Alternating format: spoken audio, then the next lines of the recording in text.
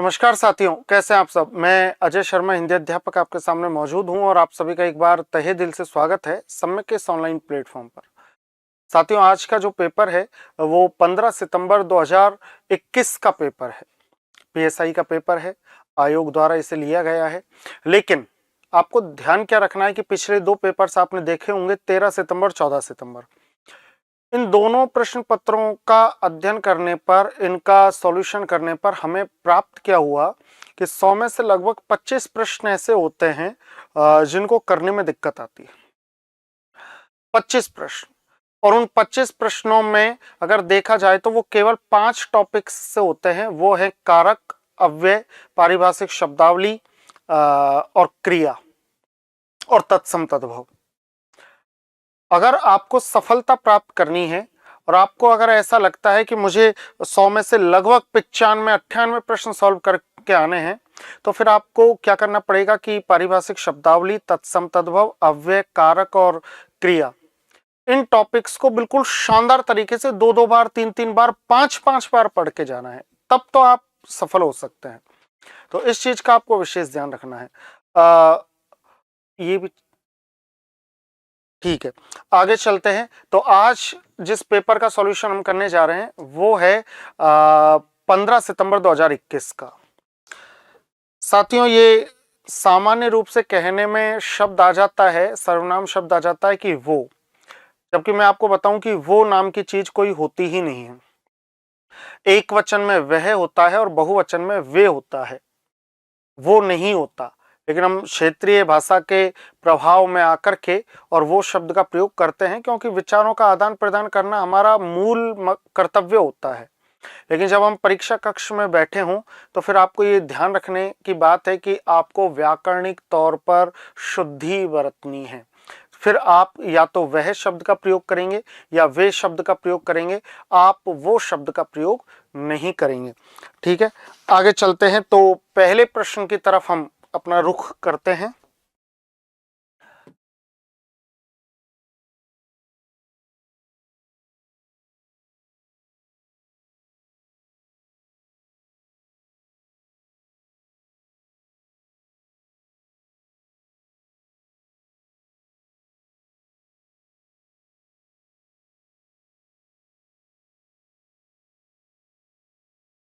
ध्यान से समझते हुए चलना, ध्यान से समझते हुए चलना। अगला प्रश्न क्या है, पहला ही प्रश्न क्या है, और इसके साथ साथ मेरे पास ओरिजिनल पेपर भी है। तो अगर हमें कहीं लगेगा कि यार किसी टाइपिंग में मिस्टेक है कैसा, तो हम ओरिजिनल पेपर से भी उसका मिलान करेंगे। तो आगे बात करते हैं 15 सितंबर 2021 का ये जो पेपर है उसके सॉल्यूशन के रूप में। आगे देखिए कि किस शब्द में उपसर्ग और प्रत्यय दोनों प्रयुक्त हुए हैं। किस शब्द में उपसर्ग और प्रत्यय दोनों प्रयुक्त हुए हैं। साथियों, विद्वता शब्द को देखा जाए तो यहां पर ता प्रत्यय है, विशेष रूप से ध्यान रखना, ता प्रत्यय है। कुसुमित शब्द को देखा जाए तो इसमें इत प्रत्यय है। आर्थिक शब्द को देखा जाए तो इसमें इक प्रत्यय है। लेकिन आधिपत्य शब्द को देखा जाए तो इसमें आप देखेंगे कि अधि, फिर मूल शब्द है पति, और फिर इसमें प्रत्यय है य प्रत्यय। तो इसमें य प्रत्यय भी है, अधि उपसर्ग भी है। य प्रत्यय के प्रभाव से अधि का बन गया आधि, यह आदि वृद्धि है। तो इसका जो उत्तर होगा वो चौथा होगा। इसका उत्तर कौन सा हो जाएगा? चौथा। आगे चलते हैं। जब हम आगे चलेंगे, अगला प्रश्न है कि किस शब्द में दो प्रत्ययों का प्रयोग हुआ है। दो प्रत्ययों का प्रयोग, बेहद आसान प्रश्न और अच्छा प्रश्न है। मानवता शब्द की अगर मैं बात करूं तो मानवता शब्द में मूल शब्द है मनु, और फिर उसमें लगा अप्रत्यय। जब अप्रत्यय लगा तो ये बन गया मानव। ये क्या बन गया? मानव। और फिर इसमें लग गया ता, और जब ये ता लगा तो ये भावाचक संज्ञा बन गया और शब्द हो गया मानवता। तो यहां दो प्रत्यय लगे हैं, अ और ता। ठीक है। इसके बाद विवशता, इसमें एक उपसर्ग है, एक प्रत्यय है। सुंदरता में एक प्रत्यय है, मित्रता में एक प्रत्यय है। तो साथियों, इसका उत्तर हो जाएगा पहला। इसके बाद आगे चलते हैं कि ये प्रत्यय से रहित शब्द है। रहित का मतलब उसने कहा है कि ऐसा कौन सा शब्द है जिसमें ये प्रत्यय नहीं है। तो बेहद आसान है। अगर मेहनत आपने की होगी तो बेहद आसान है। अगर मेहनत आपने की होगी तो बेहद आसान है। देखिए, राष्ट्रीय शब्द है, भवदीय है, माननीय और भारतीय है। ईय प्रत्यय से रहित शब्द है, तो राष्ट्रीय शब्द में तो ईय प्रत्यय है, राष्ट्र और ईय। भवदीय शब्द में भी ईय प्रत्यय है, कैसे, भवत और ईय। माननीय शब्द में अनीय प्रत्यय है, मान और अनीय, माननीय बनता है, मान और अनीय, मान और अनीय मिलकर के माननीय बनता है। और भारतीय शब्द में भारत शब्द में ईय प्रत्यय लगा है और तब जाकर के बनता है भारतीय। तो इस तरीके से साथियों इसमें जो उत्तर होगा वो तीसरा होगा, इसमें जो उत्तर होगा वो तीसरा होगा। चौथे प्रश्न की तरफ चलते हैं, चौथे प्रश्न की तरफ चलते हैं, आगे देखिए।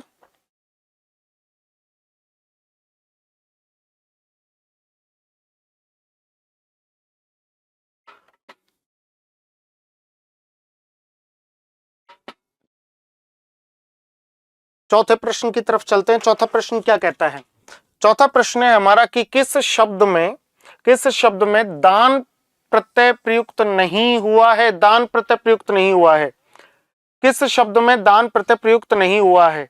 तो अब बताओ कौन सा शब्द है जो जिसमें दान प्रत्यय नहीं है? तो देखिए, इत्रदान, रक्तदान, खानदान और कलमदान। साथियों ये जो दान है ये दो अर्थों में आता है, एक तो स्थान के अर्थ में आता है, स्थान के अर्थ में, और यहां तो ये प्रत्यय का काम करेगा। और अगर ये दान देने के भाव में आएगा, दान देने के भाव में आएगा, देने के भाव में, देने के भाव में, तो फिर यहां इसको प्रत्ययपन नहीं मानेंगे। तो इत्रदान, इत्र का स्थान बिल्कुल ये इसमें प्रत्यय है। खानदान और कलमदान, कलम रखने का स्थान, इसमें भी प्रत्यय है। लेकिन रक्तदान, रक्त देने को रक्तदान कहा, इसका मतलब इसमें प्रत्यय नहीं है। अगला प्रश्न क्या कहता है? किस शब्द में प्रय उपसर्ग प्रयुक्त नहीं हुआ है? आपसे नहीं पूछा है, आपसे कौन सा पूछा है? नहीं। अब नहीं का उत्तर देखेंगे। नहीं इसमें क्या है कि प्रकृति, इसमें प्र है, प्र उपसर्ग प्रयुक्त नहीं हुआ है, तो इस प्रकृति में तो प्र है, प्र और कृति, ठीक है। प्रज्वलित में भी प्र और ज्वलित, इसमें भी है। प्रख्यात में प्र और ख्यात, इसमें भी है। लेकिन प्रत्यूष शब्द को अगर हम देखते हैं तो साथियों इसमें पहला उपसर्ग आता है प्रति और दूसरा आता है ऊस, और इस तरीके से शब्द आता है प्रति और ऊस, तो यहां पर मिलकर के और इसका उत्तर दूसरा हो जाएगा। किस विकल्प में सभी शब्द तत्सम हैं? तत्सम। अब आपको तरीका पता ही है क्योंकि आपने पिछले 13 और 14 सितंबर के भी पेपर देखे थे कि मैं कहूंगा तत्सम और इधर मैंने लिख दिया तद्भव। तत्सम शब्द कौन से हैं? तत्सम शब्द हैं जो संस्कृत के शब्द हैं। तद्भव शब्द कौन से हैं? जो हिंदी के शब्द हैं। ध्यान से समझना, तत्सम शब्द कौन से हैं? जो संस्कृत के शब्द हैं। तद्भव शब्द कौन से हैं? जो हिंदी के शब्द हैं। तो मैं तत्सम को एस के नाम से और तद्भव को एच के नाम से लिखूंगा। एच का मतलब हिंदी के शब्द जो तद्भव हैं, एस का मतलब संस्कृत के शब्द जो तत्सम हैं। तो छिद्र जो शब्द है वो संस्कृत का शब्द है, ठीक है। सौ जो शब्द है वो हिंदी का शब्द है, हिंदी का शब्द है। सच जो शब्द है वो हिंदी का शब्द है। ग्राम शब्द संस्कृत का है। तत्समय आधा जो शब्द है वो हिंदी का शब्द है। काम जो शब्द है, काम, वो कर्म से बना है, कर्म से, तो आप इसको हिंदी का भी कह सकते हो, ठीक है। मस्तक जो शब्द है वो संस्कृत का शब्द है। श्वास जो शब्द है वो भी संस्कृत का शब्द है। अब प्रश्न है कि किस विकल्प में सभी शब्द तत्सम हैं? तत्सम, तत्सम का मतलब एस वाले, संस्कृत वाले। तो साथियों उत्तर तो इसका हो गया चौथा, उत्तर तो इसका क्या हो गया? चौथा। लेकिन अब अपन ये भी देख लेते हैं कि अगर कोई तत्सम शब्द है तो उसका तद्भव क्या होगा, और अगर कोई तद्भव शब्द है तो उसका तत्सम क्या होगा। तो छिद्र, छिद्र संस्कृत का शब्द है, इसको हिंदी में क्या बोलेंगे? तो छिद्र को संस्कृत में बोलेंगे छेद। और 100 ये हिंदी का शब्द है, इसको संस्कृत में बोला शत। सच ये हिंदी का शब्द है, इसको संस्कृत में बोला सत्य। और ग्राम ये संस्कृत का शब्द है, इसको हिंदी में बोला गांव। आधा हिंदी का शब्द है, इसको संस्कृत में बोला अर्ध, अर्ध। और काम हिंदी का शब्द है, इसको संस्कृत में बोला कर्म। मस्तक और श्वास, मस्तक और श्वास ये दोनों संस्कृत के शब्द हैं, ये दोनों संस्कृत के शब्द हैं, इसलिए साथियों इसका उत्तर क्या हो जाएगा? चौथा। अगला देखो 7वां प्रश्न। निम्नलिखित में से तद्भव, तद्भव का मतलब ये क्या पूछना चाह रहा है, हिंदी वाले पूछना चाह रहा है। माँ हिंदी का है, मुख्य संस्कृत का है, मनुष्य संस्कृत का है और वानर भी संस्कृत का है। साथियों एक तो हिंदी का है जो तद्भव है, बाकी तीन संस्कृत के हैं। अब देखो इनके फिर क्या क्या होंगे। माँ को तो मातृ कहते हैं संस्कृत में, संस्कृत में इसको मातृ कहा। मुख को हिंदी में मुख कहा, ये हिंदी में इसको मुख कहा। मनुष्य को मिनख कहा हिंदी में, हिंदी में तद्भव में इनको क्या कहा, मिनख, है ना। और वानर को हिंदी में बंदर कहा, हिंदी शब्द है ना। तो या वनरा, वनरा कहा, वनरा, वानर, वनरा, इस तरीके से। तो आप यहां देख पाएंगे कि इसका जो उत्तर हो जाएगा वो कौन सा हो जाएगा, पहला। अगला प्रश्न है कि कौन सा शब्द तद्भव नहीं है, तद्भव नहीं है, तद्भव का मतलब हिंदी का नहीं है, हिंदी का नहीं है। भंडार जो है वो हिंदी का है, घर हिंदी का है, कंगन हिंदी का है और कुक्कुर संस्कृत का शब्द है, कुक्कुर संस्कृत का शब्द है। इस तरीके से आप देख पाएंगे कि कुक्कुर शब्द किसका है, संस्कृत का। अब यहां हम बात करेंगे भंडार जो शब्द है ये संस्कृत के भांडार से बना है, भांडार संस्कृत के भांडार से बना है। कुक्कुर का, कुक्कुर को हिंदी में कुकरा बोलते हैं, कुकरा, गांव में बोलते हैं कुकरा, कुकरा शब्द किससे निकला है, कुक्कुर से, या फिर इसको क्या बोल दिया, कुत्ता, तो ये हिंदी में हो गया। ठीक है। घर को गृही बोलते हैं, संस्कृत में इसको क्या बोलते हैं, गृही। और कंगन को कंकण बोलते हैं, कंकण, कंकण, है ना, कंकण बोलते हैं किसमें, संस्कृत में। अब वो पूछना चाह रहा है कि कौन सा शब्द तद्भव नहीं है, एच नहीं है, तो तीन एच है, ये एच नहीं है, तो इसमें उत्तर हो जाएगा कुक्कुर, इसमें उत्तर हो जाएगा कुक्कुर। आगे चलिए, निम्नलिखित में से देशज शब्द हैं। अब देखिए देशज शब्द, ये नुक्कड़ जो शब्द है,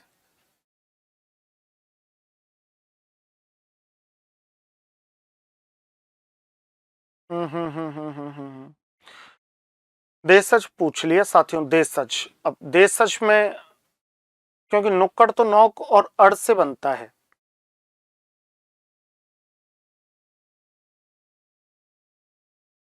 देशज, नुक्कड़, नुक्कड़ नाटक, ये तो हिंदी का है, ये तो हिंदी का शब्द है साथियों, नौक और अड़ से बनता है, नौक और अड़ से बनता है नुक्कड़। ठीक है, तो ये तो हिंदी का हो गया। अब लंगोट हिंदी का शब्द है, तद्भव शब्द है, ये लिंगपट से बना है, लिंगपट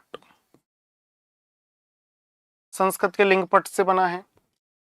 मखोल देशज है, चमगादड़ हिंदी का शब्द है जो संस्कृत के चर्म चरक से बना है,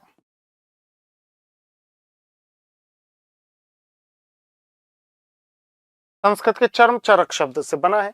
तो चमगादड़ चर्म चरक शब्द से बना है, लंगोट लिंगपट से बना है, नुक्कड़ बना है नोक प्लस अड़, तो फिर ये मखोल यहाँ पर उत्तर हो जाएगा।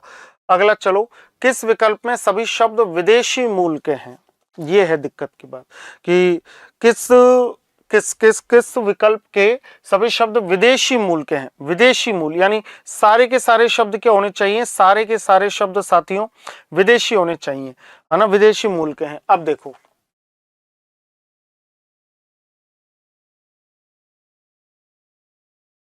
कबूतर जो शब्द है, कबूतर वो हिंदी का शब्द है, कपोत से बना है, कपोत संस्कृत का है। आसरा जो शब्द है वो हिंदी का शब्द है जो आश्रय से बना है, आश्रय से बना है। ठीक है, तो ये कह रहा है कि किस शब्द के विदेशी मूल हैं, तो ये तो नहीं हो सकता, ये तो नहीं हो सकता। आज जो शब्द है वो हिंदी का शब्द है, संस्कृत के अद्य से बना है, तत्सम शब्द है अद्य, ये संस्कृत का शब्द है अद्य। मसाला और हाँ, मसाला और नमक है ना विदेशी। कैसे है मसाला और नमक, कि ये मसाला और नमक ये फारसी शब्द हैं, फारसी शब्द हैं, तो हाँ, ये हो गए विदेशी मूल के, तो इसमें उत्तर हो जाएगा पहला। अब आगे चलते हैं।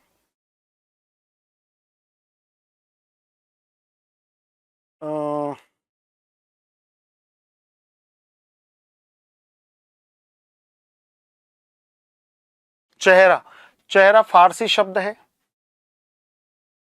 चेहरा फारसी शब्द है, लेकिन ये नहीं है। कमरा तुर्की शब्द है, कमरा तुर्की शब्द है, तो ये भी नहीं हो सकता। लालच बना है लालसा से, लालसा से लालच बन गया, तो फिर इसका पहला ही उत्तर होगा, क्योंकि पहले में ही दोनों क्या है, पहले में दोनों के दोनों आपके विदेशी मूल के हो गए।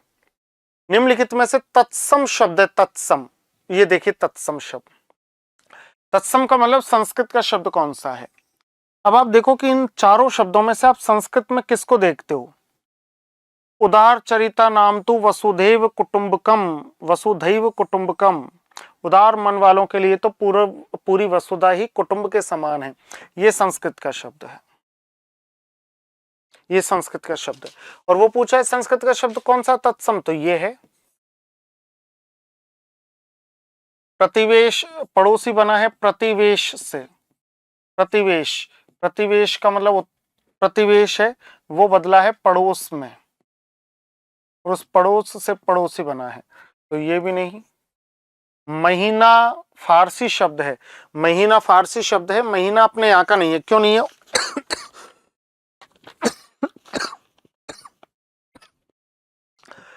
महीना फारसी शब्द है, फारसी, फारसी।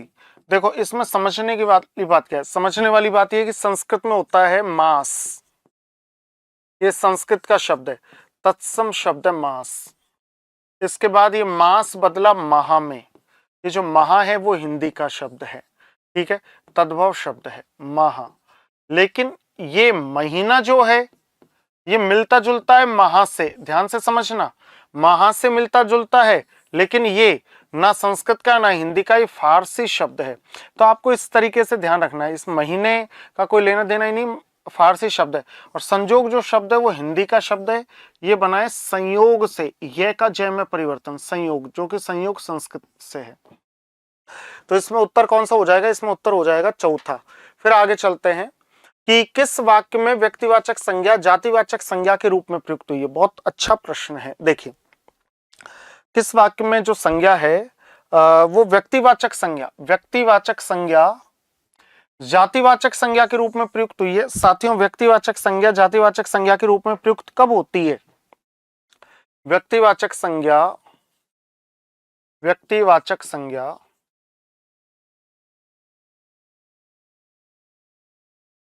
अगर बहुवचन के रूप में आ जाए, किसके रूप में आ जाए? बहुवचन के रूप में, तो ये क्या बन जाएगी? जातिवाचक।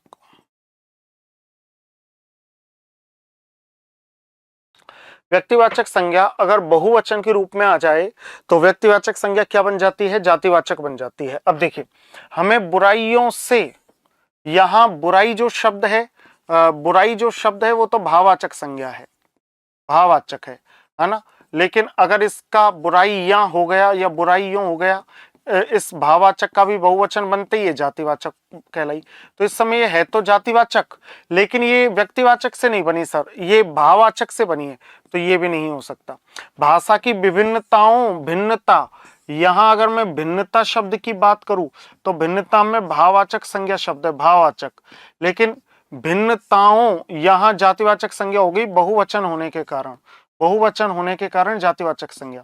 तो है तो ये भी जातिवाचक संज्ञा, लेकिन ये भाववाचक संज्ञा से बनी है, तो ये भी नहीं हो सकता। लोह पुरुष के दृढ़ संकल्प में देश को एक सूत्र, लोह पुरुष, यहां ये लोह पुरुष है तो जातिवाचक संज्ञा, लेकिन यहां आपका ध्यान सरदार वल्लभ भाई पटेल पर आकर अटक जाता है, तो इसलिए जातिवाचक संज्ञा भी किस में बदल गई? व्यक्तिवाचक में बदल गई, व्यक्तिवाचक में बदल गई। तो ये भी नहीं। वो पूछ रहा है कि व्यक्तिवाचक संज्ञा जातिवाचक में किस में गई है? देश को नटवर लालों ने, ये उत्तर इसका होगा। कैसे होगा? नटवर लाल जो शब्द है साथियों, नटवर लाल, नटवर लाल जो शब्द है ये व्यक्तिवाचक संज्ञा है, ये व्यक्तिवाचक संज्ञा है। लेकिन अगर इसका बहुवचन आ गया तो व्यक्तिवाचक संज्ञा जब बहुवचन करती है तो जातिवाचक बन जाती है, तो यहां जातिवाचक की कहलाएगी। तो ये वो जातिवाचक है जो व्यक्तिवाचक से निकली है या व्यक्तिवाचक से बदली है। तो इसका उत्तर चौथा हो जाएगा। अनिश्चयवाचक सर्वनाम से युक्त वाक्य है। आपको पता है अनिश्चयवाचक सर्वनाम क्या होता है? जिसमें कोई, कुछ, किसी, ये तीन शब्द इसकी पहचान है। कोई, कुछ और किसी, ये तीन शब्द अगर आप देख लेते हो तो ये किसकी पहचान है? कोई, कुछ, किसी। ये आपके अनिश्चयवाचक सर्वनाम की पहचान है। यह मेरी पुस्तक है, युक्त वाक्य, ये तो नहीं है। वह कुछ खा रहा है, ये है। कौन जा रहा है? कुछ नहीं। तो जो पढ़ेगा सो पास हो जाएगा, इसमें भी कोई, कुछ, किसी नहीं है। आपको केवल कोई, कुछ, किसी, ये तीन शब्द देखने जो अनिश्चयवाचक सर्वनाम के हैं। अगला है, किस वाक्य में पुरुषवाचक सर्वनाम नहीं है? पुरुषवाचक सर्वनाम, सबसे पहले अगर मैं बात करूं पुरुषवाचक सर्वनाम की, पुरुषवाचक सर्वनाम की थोड़ी गहरी बातें हैं। पुरुषवाचक सर्वनाम, तो पुरुषवाचक सर्वनाम को साथियों तीन भागों में बांट दिया। उत्तम पुरुष, मध्यम पुरुष और अन्य पुरुष। अन्य पुरुष, उत्तम पुरुष जो है उसमें है मैं और हम। मध्यम में है तू, तुम और आप और इनके कारक रूप। और अन्य में है वह, यह, वह और यह। अब थोड़ा सा आगे चलते हैं। सामान कौन लाएगा, इसमें पुरुषवाचक नहीं है। आप यहां बैठिए, ये रहा, आप यहां बैठिए, यह आप मिल गया, इसमें पुरुषवाचक है। उसमें धैर्य की कमी है, इसमें भी पुरुषवाचक है। इसमें भी पुरुषवाचक है। उसमें वह का एक रूप चलता है उस, तो उसमें, इसमें पुरुषवाचक है। हम, ये मिल गया हम, इसमें भी पुरुषवाचक है। इन तीनों में साथियों पुरुषवाचक है। इन तीनों में पुरुषवाचक है। पुरुषवाचक है। इसका मतलब वो प्रश्न क्या करना चाह रहा है कि पुरुषवाचक सर्वनाम नहीं है, नहीं पूछ रहा है। अगर वो नहीं पूछ रहा है तो फिर उत्तर क्या हो जाएगा? फिर उत्तर हो जाएगा पहला। पहले में नहीं है। आगे चलो। विशेषण की उत्तमावस्था का प्रयोग किस वाक्य में किया गया? आपको पता है उत्तमावस्था क्या होती है? उत्तमावस्था होती है, उत्तमावस्था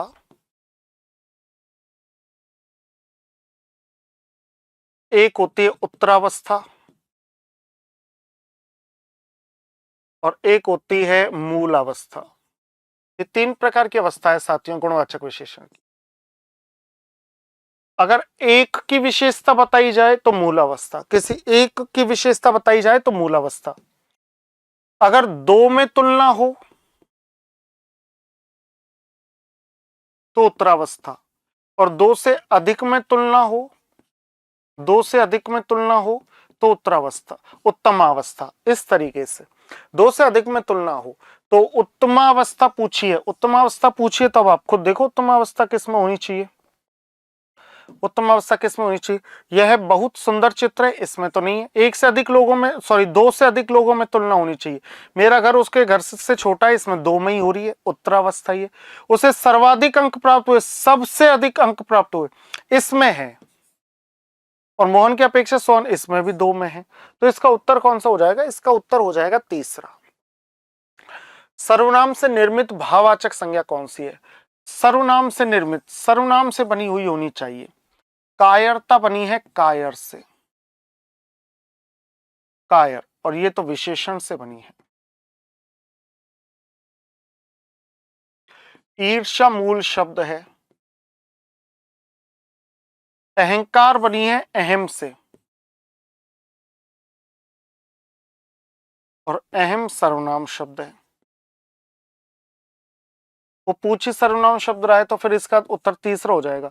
औचित्य बनता है उचित से, और उचित विशेषण है। इसका मतलब साथियों इसका उत्तर कौन सा हो जाएगा? तीसरा। प्रेरणार्थक क्रिया का प्रयोग किस वाक्य में किया गया है? प्रेरणार्थक, सबसे पहले तो समझो प्रेरणार्थक का सिस्टम क्या है। ये है प्रेरणार्थक। ये जो प्रेरणार्थक क्रिया है ये दो रूपों में होती है, प्रथम प्रेरणार्थक और दूसरी होती है द्वितीय प्रेरणार्थक।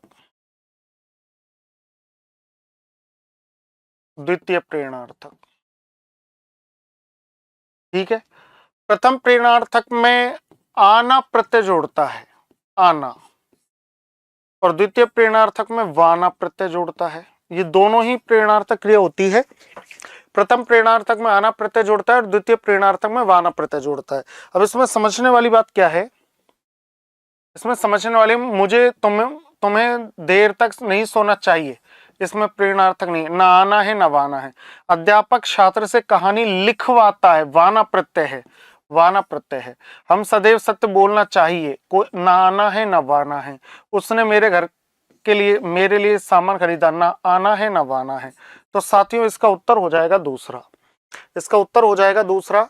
किस वाक्य में क्रिया सकर्मक रूप में प्रयुक्त हुई है? ये अच्छा प्रश्न है कि किस वाक्य में क्रिया सकर्मक रूप में प्रयुक्त हुई है। सकर्मक का मतलब कि जिस क्रिया के साथ कर्म है।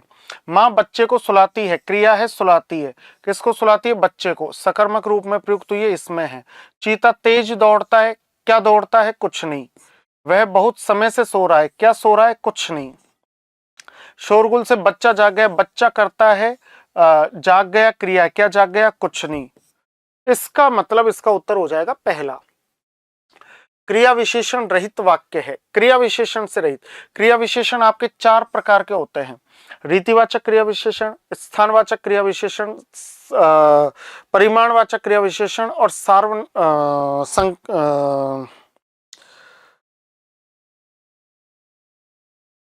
क्रिया विशेषण आपका हो जाएगा रीतिवाचक क्रिया विशेषण, स्थानवाचक क्रिया विशेषण, कालवाचक क्रिया विशेषण और परिमाणवाचक क्रिया विशेषण। ठीक है। वह अचानक चला गया, कैसे चला गया? अचानक। रीतिवाचक क्रिया विशेषण। मेरी बात ध्यान से सुनो, कैसे सुनो? ध्यान से। रीतिवाचक क्रिया विशेषण। नौकर मालिक से खुश रहता है, खुश रहता है, और वह प्राय यहाँ आया करते थे। कहाँ आया करते थे? यहाँ आया करते थे। स्थानवाचक क्रिया विशेषण। रीतिवाचक,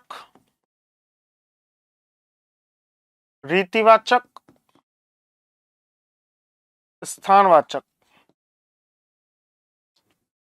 अब साथियों इसमें एक बात है, ये प्रश्न मेरी नजर से डिलीट होना चाहिए था।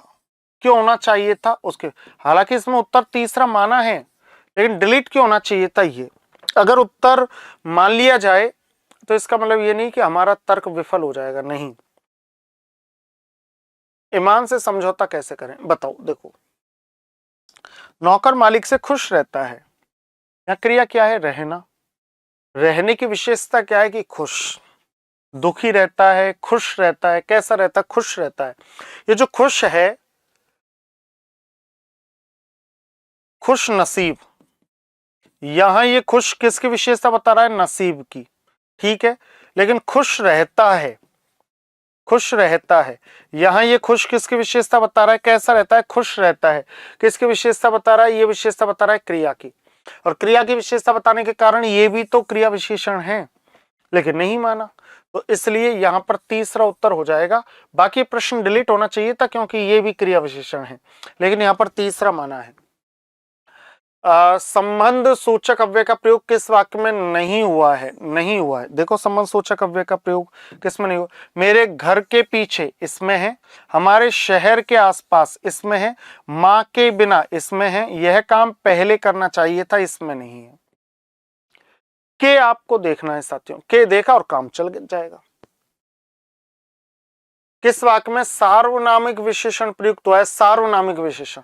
आप सबसे पहले तो ये समझो सार्वनामिक विशेषण होते क्या हैं। सार्वनामिक विशेषण होते क्या हैं? आपको यहां सर्वनाम मिल जाएगा और उसी सर्वनाम की संज्ञा मिल जाएगी।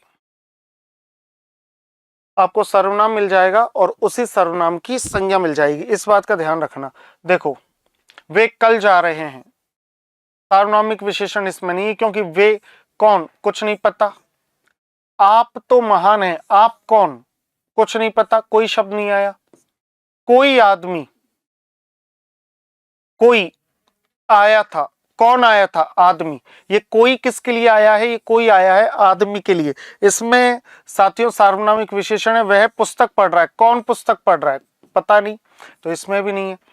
तो यहां उत्तर हो जाएगा तीसरा। इसको बोलते हैं कोई कुछ किसी, अनिश्चयवाचक सार्वनामिक विशेषण। ये सार्वनामिक विशेषण का भी एक भेद था, अनिश्चयवाचक सार्वनामिक विशेषण। किस वाक्य में निपात का प्रयोग नहीं हुआ है, आपको पता होना चाहिए कि ही भी तक तो ये सब निपात हैं। मेरे शहर में ये बात फैल गई, वह तो घर पर नहीं है, मैं भी आपके साथ चलूंगा, मैं घर जा रहा हूं ताकि आराम कर सकूं। सॉरी, भर जो शब्द है, ये भर भी निपात है।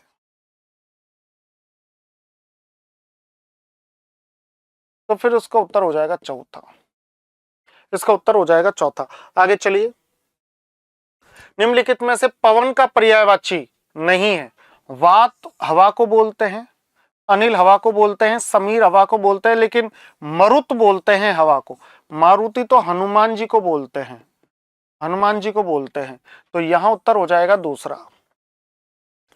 किस विकल्प में सभी शब्द घर के पर्यायवाची हैं, घर के, घर के पर्यायवाची हैं। देखिए, निकेत, निलय, सदन, साकेत। साकेत साथियों अयोध्या को बोलते हैं।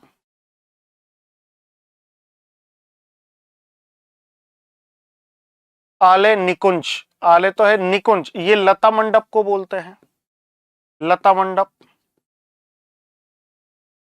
है ना, तो ये भी नहीं। ग्रह, भुवन, भुवन तो संसार को बोलते हैं, ये भी नहीं। तो ये इसका उत्तर हो जाएगा, ये हो जाएगा इसका उत्तर। अगला देखिए, किस विकल्प में परस्पर पर्यायवाची शब्द नहीं है, किस विकल्प में परस्पर यानी आपस में पर्यायवाची शब्द नहीं है। ठीक है, देखते हैं। समुद्र और उदधि दोनों एक हैं, चपला और बिजली दोनों एक हैं, चंद्रमा और शशांक दोनों एक है, भास्कर सूर्य, निशाकर चंद्रमा।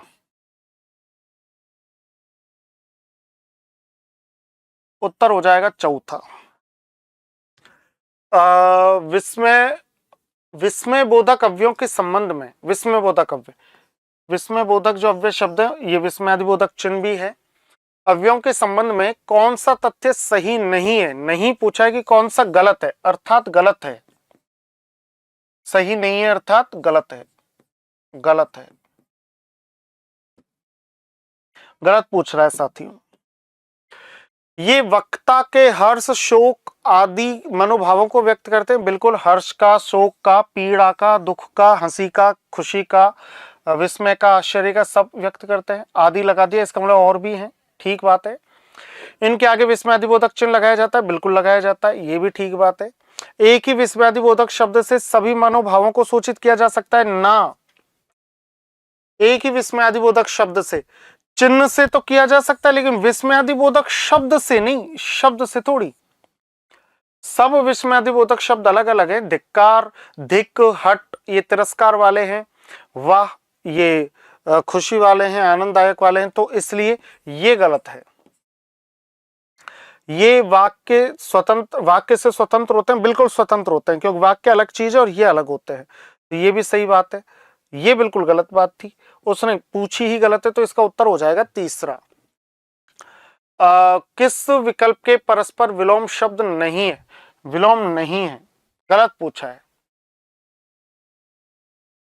वैमनस्य नफरत वाला, और सुमन से बना है सौमनस्य, इसका मतलब मन में जब सौहार्द है, ये तो है विलोम। मसृण यानी चिकना, रुक्ष यानी रूखा, ये भी विलोम है। निषिद्ध का विहित कितनी बार आपको पढ़ा दिया होगा, निषिद्ध का विहित होता है निषिद्ध जो कानूनी रूप से ठीक ना हो, विहित जो ठीक हो। श्रांत यानी थका हुआ और क्लांत यानी भी थका हुआ, ये नहीं है। तो साथियों इसका उत्तर फिर यही होगा, क्योंकि श्रांत का विलोम तो अश्रांत होगा, श्रांत का विलोम अश्रांत होगा। इति और इति, इति और इति, देखिए इति यानी समाप्ति और इति यानी विघ्न बाधा।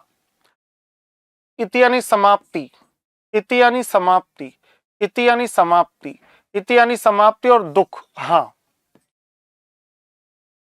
इति यानी समाप्ति और दुख। किन किन किन किन,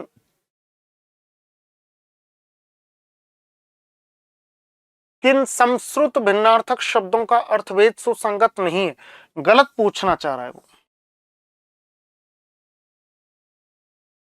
गलत पूछना चाह रहा है। आसन, आसन कहते हैं बैठने की विधि।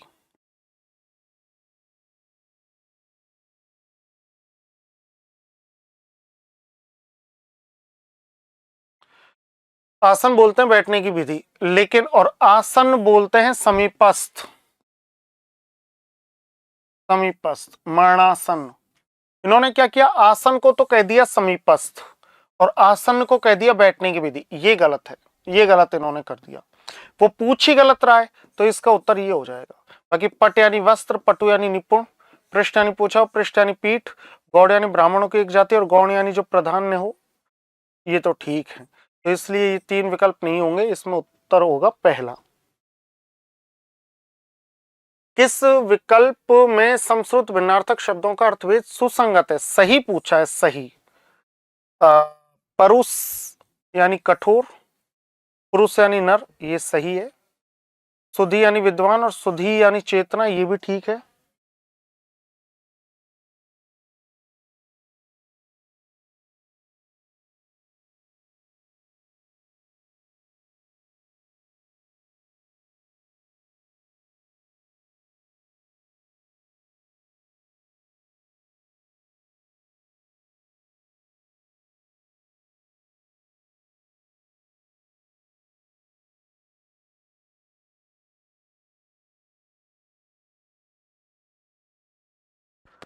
निश्चल, निश्चल का मतलब सीधा और निश्चल यानी स्थिर।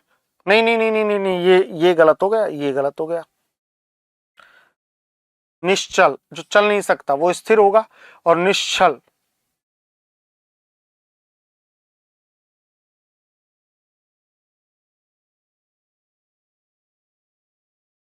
एक तो ये गलत दे दिया इन्होंने, ये गलत दे दिया।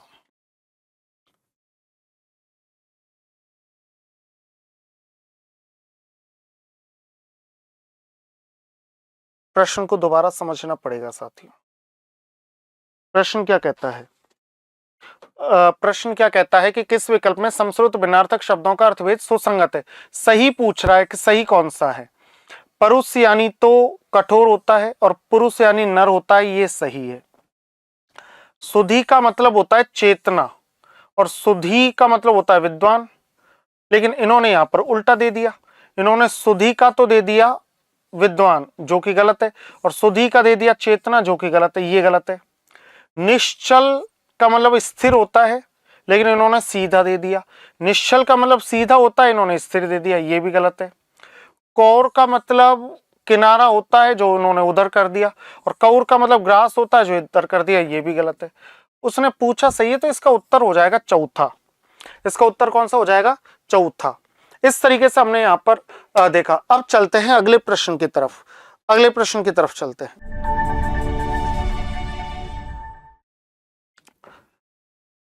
हाँ साथियों, बिल्कुल 30 प्रश्न हमने कर लिए हैं, और इन 30 प्रश्नों को सॉल्व करने के बाद हमने ये तो जाना कि सबसे ज़्यादा अगर कठिनता हमें महसूस होती है, अगर किसी प्रकरण में कठिनता की अनुभूति हुई है, तो वह है तत्सम और तद्भव। अभी तक तो जो सबसे क्लिष्ट टॉपिक हमने देखा है, जिससे कठिन प्रश्न बने हैं, वो है तत्सम और तद्भव। इसके बाद हम आगे चलते हैं 31वें प्रश्न पर, और 31वें प्रश्न पर चलेंगे। उससे पहले 4 पंक्तियों के साथ शुरुआत करेंगे इसकी कि अगर जुनून है सर पर तेरे और अंतर में हो विश्वास। अगर जुनून है सर पर तेरे और अंतर में हो विश्वास, फिर ठोकर और ठुकराने का कहाँ होगा तुम्हें एहसास। मकसद में अगर सच्चाई है तो सीना ठोक के यही कहो, झुकना होगा दुनिया तुझको, विश्वास पर अपने खड़े रहो, अड़े रहो, अड़े रहो, अड़े रहो, अड़े रहो। आइए साथियों 31वें प्रश्न पर हम चलते हैं। भ्रांत का विलोम क्या होगा? भ्रांत का विलोम साथियों, भ्रांत का विलोम होता है निर्भ्रांत। आंख बंद करके आप इसका चयन कर सकते हो कि भ्रांत का विलोम होता है निर्भ्रांत। जिसको वश में करना कठिन हो। दुस्तर का मतलब जिसको तैर कर पार करना कठिन हो। दुर्वह जिस पर विचार करना कठिन हो, जिसका वहन करना कठिन हो। दुरूह जिसको समझना कठिन हो, और दुर्दांत जिसे वश में करना कठिन हो। तो इसका उत्तर हो जाएगा तीसरा। किस विकल्प में वाक्यांश के लिए प्रयुक्त शब्द सार्थक नहीं है? जो आपसे आप उत्पन्न हुआ हो, जो आपसे उत्पन्न हुआ हो, जो आपसे उत्पन्न हुआ हो या अपने आप उत्पन्न हुआ हो, कुछ ऐसा होना चाहिए था। उसको सहजात नहीं, क्योंकि सहजात होता है जो साथ में पैदा हुआ है, तो सहजात नहीं, वो होगा स्वयंभू। जो अपने आप उत्पन्न हुआ है उसको बोलते हैं स्वयंभू। स्वयंभू, स्वयंभू जो अपने आप उत्पन्न हुआ है। लेकिन अब आपको एक समझने वाली बात ये और है कि स्वयंभू अलग है और शंभू अलग है। ये जो शंभू है, ये जो शंभू है, ये शंभू शंकर भगवान को कहते हैं। शंभू शंकर भगवान को कहते हैं, इस बात का विशेष ध्यान रखना। शिव शंकर शंभू। और जिसकी विवेक बुद्धि स्थिर हो, स्थित प्रज्ञ, बिल्कुल ठीक बात है। समय पर जिसकी बुद्धि ठीक कार्य करे, प्रत्युत्पन्नमति, ठीक बात है। और जो रोका न हुआ हो अनिरुद्ध, या जिसे रोका ही ना गया हो अनिरुद्ध, बिल्कुल, ये भी बिल्कुल ठीक बात है। तो इसका उत्तर होगा पहला। अगला प्रश्न देखिए कि दीर्घ सूत्री शब्द किस वाक्यांश के लिए सार्थक है? दीर्घ सूत्री, दीर्घ सूत्री शब्द किस वाक्यांश के लिए सार्थक है? बहुत परिश्रम करने वाला? नहीं। बहुत सोच विचार करने वाला? ये भी नहीं। दीर्घ यानी लंबे समय तक, सूत्री यानी किसी काम में लंबा समय अगर ये ले ले, सोचने में, विचारने में, कि ये हर एक काम में जरूरत से ज्यादा देर लगाने वाला, हाँ, इसको बोलते हैं। हर एक काम में जरूरत से ज्यादा देर लगाने वाला ये दीर्घ सूत्री, और जल्दी निर्णय लेने वाला नहीं। मुक्ति पाने का इच्छुक, मुमुक्षु, मुक्ति पाने का इच्छुक कौन होता है? मुमुक्षु। जिजीविषा, लंबे समय तक जीवन जीने की इच्छा। तितिक्षा, सहन करने का भाव। और मुमुर्सु, मरने की इच्छा रखने वाला। लेकिन वहीं पर अगर मुमुक्षु है तो मोक्ष की इच्छा रखने वाला। इसके साथ साथियों कौन सा शब्द अशुद्ध है? श्रृंखला शुद्ध है, भत्सना शुद्ध है, पुनर्निर्माण शुद्ध है, लेकिन आर्द्रता गलत हो गई। आर्द्रता गलत हो गई, क्यों हो गई? क्योंकि आर्द्रता का शुद्ध रूप होता ये आर्द्र, और फिर इसमें ता प्रत्यय लग करके आर्द्रता। सैकड़ों बार मैंने आपको ये शब्द बताया होगा, सैकड़ों बार क्लास में बताया होगा। किस विकल्प में कोई भी शब्द शुद्ध नहीं है? यहां आप समझेंगे कि कोई भी शब्द शुद्ध नहीं है, कोई भी शब्द शुद्ध नहीं है। यहां देखो आनुषंगिक बिल्कुल ठीक शब्द है। पदोन्नति गलत शब्द है, क्योंकि ये शब्द होता पद और उन्नति से मिलकर। पद और उन्नति, और पद और उन्नति मिलकर के केवल गुण संधि होकर के एक मात्रा ऊपर आती है, पदोन्नति। पदोन्नति। आध्यात्मिक गलत, क्योंकि ये होता आध्यात्मिक, तो ये गलत है। और रात्रि भी गलत, क्योंकि रात्रि में रा और त्रय में हर्ष ई आता। तो ये बिल्कुल इसका बिल्कुल ठीक है, क्योंकि ये कह रहे हैं कि किस विकल्प में कोई भी शब्द शुद्ध नहीं है। ओके ओके ओके ओके, ये भी गलत हो गया, ये गलत हो गया, और ये गलत हो गया। किस विकल्प में कोई भी शब्द शुद्ध नहीं है, अर्थात सारे शब्द अशुद्ध हैं, तो फिर इसका उत्तर ये हो गया दूसरा। इसमें सारे के सारे शब्द अशुद्ध हैं। हितैषी में हितैषी होता साथियों, ये क्या होता? ये होता हितैषी, ठीक है। और ये सर्वोपरि शुद्ध है। अतिथि शुद्ध है, लेकिन ऊर्जावान गलत है, क्योंकि ऊर्जावान होता है ऊर्जावान। तो इस तरीके से आपका ये गलत हो गया। तो आपका उत्तर हो जाएगा दूसरा। निम्नलिखित शब्दों की शुद्धता पर विचार कीजिए। आद्योपांत, सहधर्मिणी, ये तो बिल्कुल गलत हो गया सहधर्मिणी, क्योंकि शब्द होता है सहधर्मिणी, है ना। इन्हीं प्रत्यय का प्रयोग यहाँ पर हुआ है, और न का मूर्धन्यकरण यहाँ पर हो जाता है। उच्छ्वास यहाँ पर गलत है, क्यों है? क्योंकि उच्छ्वास शब्द को जब हम देखेंगे तो इस छह में हलंत लगता है, हल चिन्ह लगता है, तो ये भी गलत है। बाकी पश्चाताप ठीक है, और आद्योपांत तो ठीक है। आद्योपांत आप दो तरीके से लिख सकते हैं। देखो, अगर ये है आद्य, और फिर इसमें संधि हुई उपांत शब्द से, तब तो शब्द बनता है आद्योपांत, आद्योपांत। ठीक है, गुण संधि। और अगर यह है आदि और फिर है उपांत तो शब्द बनता है आद्युपांत, तो शब्द बनता है आद्युपांत, आद्युपांत। इस तरीके से शब्द बनता है। तो यहां यण संधि हो जाती है। तो ये ठीक है और ब भी ठीक है, स और द गलत है। वो पूछा है कि उक्त में से सभी शब्द शुद्ध हैं, तो और ब शुद्ध है, तो इसका उत्तर हो जाएगा पहला। इसके बाद चलते हैं साथियों, किस विकल्प में सभी शब्द शुद्ध हैं? अभयारण्य बिल्कुल गलत है, क्योंकि इसका शुद्ध रूप होगा अभयारण्य, अभयारण्य। ठीक है साथियों। निरवलंब ठीक है, पर्यवसान ठीक है, विपन्न अवस्था गलत है, क्योंकि ये शब्द होगा विपन्न योग अवस्था, विपन्नावस्था, विपन्नावस्था, ये शब्द इसमें होगा। तदुपरांत गलत है, सॉरी तदुपरांत तो ठीक है, प्रत्यावर्तन भी ठीक है, दुरावस्था गलत होगा, क्योंकि शब्द होगा दुर्वस्था, दुर्योग अवस्था, और यहां रम स्वर मिलकर के शब्द बन जाएगा दुर्वस्था, दुर्वस्था, दुर्वस्था। और पुनरावलोकन नहीं, पुनर्वलोकन, पुनर्वलोकन, पुनर्वलोकन, पुनर्वलोकन, पुनर्वलोकन। तो यहां उत्तर हो जाएगा तीसरा। आगे चलते हैं, निम्नलिखित में से शुद्ध शब्द है? अट्टहास शुद्ध है, धनाढ्य गलत है साथियों, शुद्ध शब्द है धनाढ्य गलत है, क्योंकि शुद्ध शब्द होगा धनाढ्य, धनाढ्य, है ना, तो ये गलत है। इकट्ठा भी गलत है, क्योंकि शुद्ध शब्द होता है इकट्ठा, इकट्ठा। ठीक है, तो ये भी गलत है। मुठभेड़ भी गलत है, क्योंकि शुद्ध शब्द होता है मुठभेड़, है ना, तो ये भी गलत है। तो इसका मतलब ये ही सही है, पहला ही ठीक है।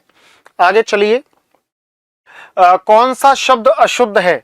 इतर और इतर मिलकर इतरेतर ठीक है, विवाह और इतर मिलकर विवाहेतर ठीक है, बेहतर भी ठीक है। उत्तरोत्तर गलत हो गया साथियों। उत्तरोत्तर गलत क्यों हो गया? क्योंकि यहां पर है उत्तर और इसके बाद है फिर उत्तर, ये जब दोनों उत्तर मिल जाते हैं तो शब्द बन जाएगा उत्तरोत्तर, उत्तरोत्तर, उत्तरोत्तर। तो यहां द्वित्व का प्रयोग होता है, इसलिए ये शब्द अशुद्ध है और यही उत्तर मान लिया जाएगा। किस वाक्य में संप्रदान कारक का परसर्ग प्रयुक्त हुआ है? किस वाक्य में संप्रदान कारक का परसर्ग? संप्रदान कारक साथियों, संप्रदान कारक से संबंधित ध्यान रखना कि मां ने बच्चे को बुलाया, इसमें कर्म कारक है और इस को का जो इशारा है वो कर्म की तरफ है। मालिक ने सेवक को धन दिया, जब भी कोई देना क्रिया आती है उसके संबंध में इस को संप्रदान मान लिया जाता है। इस को क्या मान लिया जाता है? संप्रदान। तो फिर यहां पर क्या होगा साथियों? यहां पर उत्तर हो जाएगा ये दूसरा।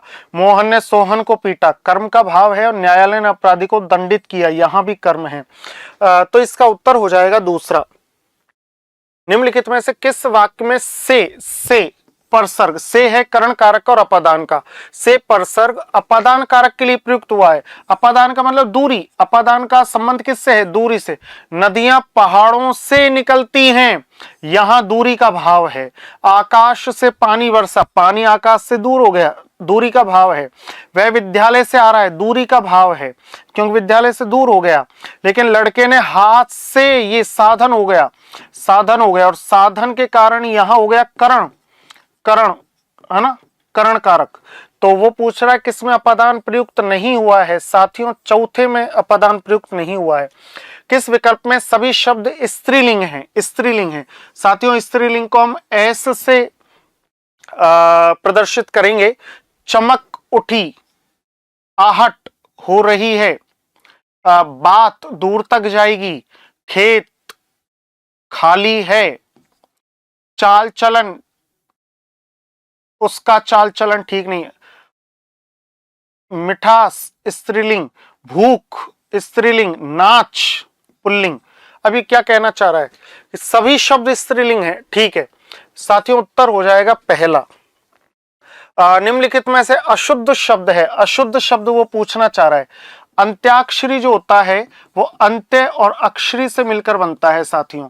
किससे बनता है? अंत्य और अक्षरी से मिलकर। अंत्याक्षरी ये शुद्ध है। आह्लाद गलत है, क्योंकि शुद्ध शब्द होता है आह्लाद। आह्लाद का मतलब होती है खुशी, और इसमें ह हलंत है, तो यही इसका उत्तर होगा, यही गलत है। किंवदंती ये भी शुद्ध है, और ज्योत्सना यानी चंद्र प्रकाश होता है, ये भी शुद्ध है। निम्नलिखित में बहुवचन के लिए प्रयुक्त होने वाला शब्द कौन सा है? बहुवचन के लिए पानी फैल गया, एक वचन। घी शुद्ध है, एक वचन। प्रेम कभी नहीं मरता, एक वचन।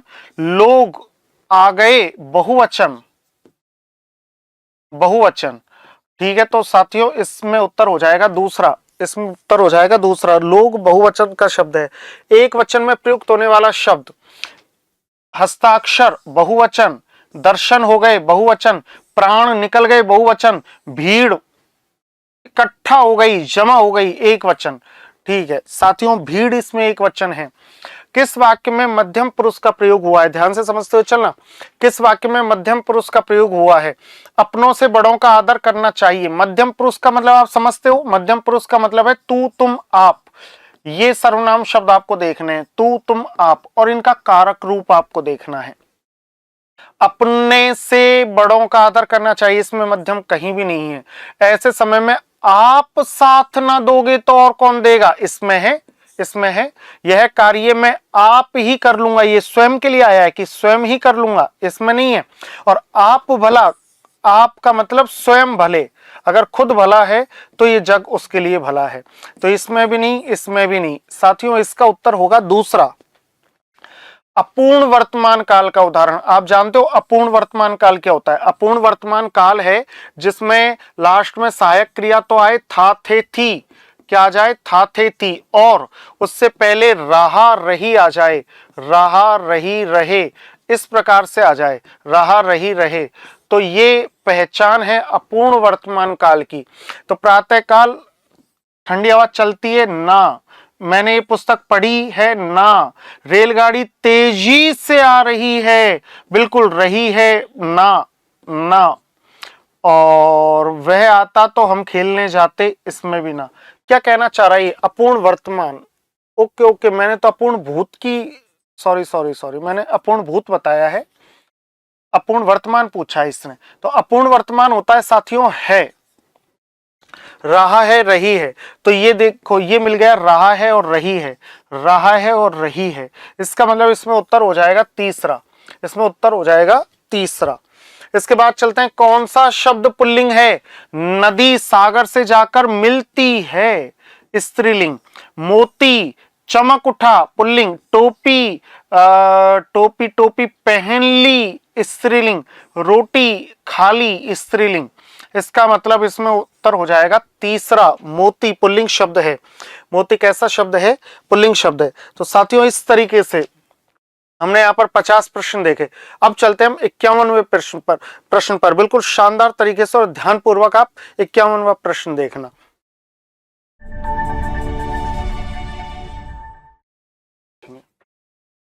अगला जो प्रश्न है, अगला प्रश्न क्या है? अगला प्रश्न कि अगर वर्षा हुई तो वह नहीं आएगा। साथियों आपको यहां पर ध्यान क्या देना है कि अगर वर्षा हुई तो, ये जो तो है, ये जो तो है, ध्यान से समझते हुए चलना आप। ये जो तो है, ये संकेतार्थक जो वृत्ति है उसकी पहचान है। अगर दो उपवाक्यों को तो जोड़ता है तो ये अपने संकेतार्थक वृत्ति की पहचान है। इसके बाद आगे चलते हैं कि छात्र पढ़ रहे हैं, यहाँ किस पक्ष से पढ़ रहे हैं? रहा है, रही है, ये सातत्य बोधक पक्ष होता है। रहा है, रही है, ये सातत्य बोधक पक्ष है। हमने पिछले पेपर के सॉल्यूशन में इसको पढ़ा। कर्मवाच्य से संबंधित वाक्य, वह पुस्तक पढ़ रहा है, इसमें जो वह है वो कर्तृवाच्य है, वह है वो कर्तृवाच्य है। सैनिक दिन रात सीमाओं की रक्षा करते हैं, इसमें जो सैनिक है वो कर्तृवाच्य है, कर्तृवाच्य। बच्चा सो चुका है, इसमें बच्चा करता है और कर्ता को देख करके हमें पता चला कि कर्तृवाच्य है। और आपका कार्य कर दिया गया है, मोहन द्वारा आपका कार्य कर दिया गया है। क्या कर दिया गया है? कार्य, ये कर्मवाच्य है, ये कर्मवाच्य है। और ये कर्मवाच्य होने के कारण इसका उत्तर भी चौथा ही हो जाएगा। किस वाक्य में भाववाच्य का प्रयोग है? पुलिस से अपराधी नहीं पकड़े गए। पुलिस से, ये कर्ता क्या आ गया? इससे आ गया। क्या नहीं पकड़े गए? अपराधी नहीं पकड़े गए। किसको नहीं पकड़ा गया? अपराधी को। इसका मतलब ध्यान से समझना कि ये कर्मवाच्य है, ये कर्मवाच्य है, ये कर्मवाच्य है। लड़के से कविता नहीं लिखी गई, ये भी कर्मवाच्य है। कर्ता के आगे से आ गया, कर्ता के आगे से आ गया और कविता कर्म हो गया। बुढ़ापे में ठीक से चला नहीं जाता, बुढ़ापे में ठीक से चला नहीं जाता, ये भाववाच्य है। आप कोई भी कर्ता इसमें मान सकते हैं, जैसे कि मोहन से बुढ़ापे में ठीक से चला नहीं जाता, ये भाववाच्य। और उससे पुस्तक नहीं पढ़ी जाती, इसमें भी कर्मवाच्य है, इसमें कर्मवाच्य है। तो इसका मतलब सीधा सा क्या हो गया? इसका सीधा सा मतलब ये हो गया साथियों कि उत्तर हो जाएगा इसमें तीसरा, वह चला होगा। होगा किस काल से संबंधित है? होगा संदिग्ध है। अब संदिग्ध में अगर होगा से पहले ता है, ती है आ गया, या फिर रहा है, रही है आ गया, रहा रही आ गया, जब तो ये वर्तमान संदिग्ध हो जाता है। और अगर इसमें होगा से पहले पास्ट आ गया, आ ई ए की ध्वनि आ गई, इसका मतलब ये भूतकाल का है, और भूतकाल में भी संदिग्ध है। तो संदिग्ध भूत है क्या? ये रहा। निम्नलिखित में सरल वाक्य कौन सा है? सरल वाक्य उसे कहते हैं जिसमें केवल एक क्रिया होती है। सरल वाक्य किसे कहते हैं साथियों? को सरल वाक्य वो है जिसमें केवल एक क्रिया है, उसके पास जो कुछ था एक क्रिया, सब नष्ट हो गया, दो क्रिया, ये सरल नहीं है। जो गरजते हैं एक क्रिया, बरसते नहीं। उसने खाना खाया एक क्रिया, और सो गया दो क्रिया। गंगा हिमालय से निकलती है एक क्रिया। संयुक्त वाक्य की पहचान क्या है? जहां, जहां मिश्र वाक्य की पहचान है, मिश्र वाक्य की पहचान है जहां, तो नहीं। बस छूट जाने के कारण मैं गांव नहीं गया, बस छूट जाने के कारण मैं गांव नहीं गया, एक क्रिया, ये सरल वाक्य है, ये सरल वाक्य है। तो ये भी नहीं। मैं अस्वस्थ था इसलिए, इसलिए ये, इसलिए ये संयुक्त वाक्य। साथियों वैसे ही इसलिए और अतः ये पढ़ा जाना तो चाहिए किसमें? मिश्र वाक्य में।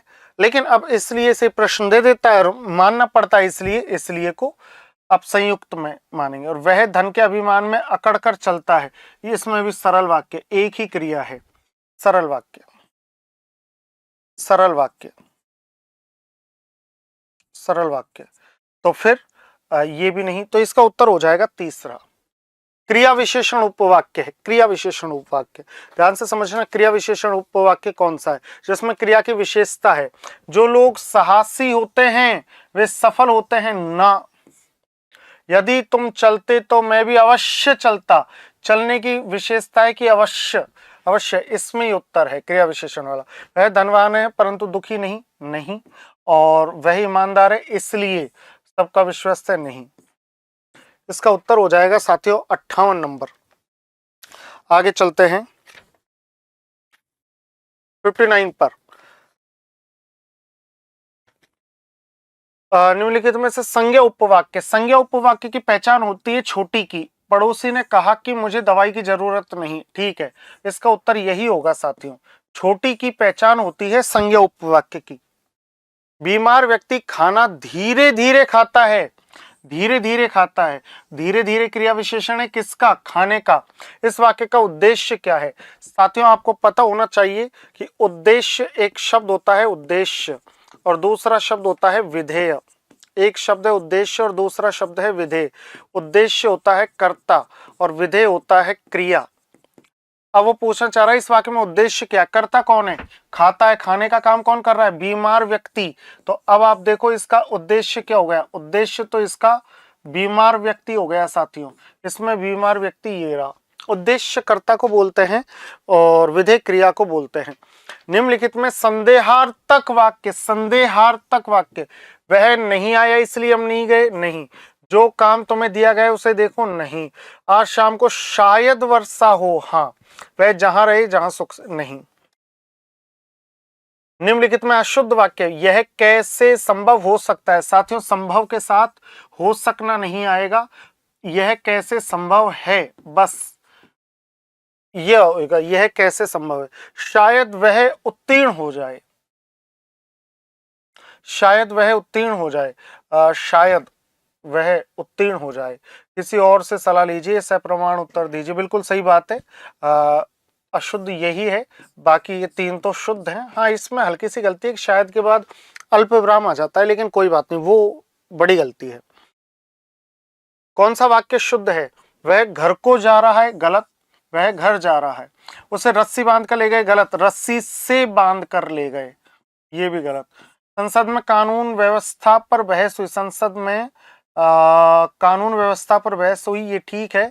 यह दवा रोग को समूल से नष्ट करती नहीं, या तो मूल से नष्ट करती है या समूल नष्ट करती है, ये भी नहीं। तो इसका उत्तर हो जाएगा साथियों तीसरा।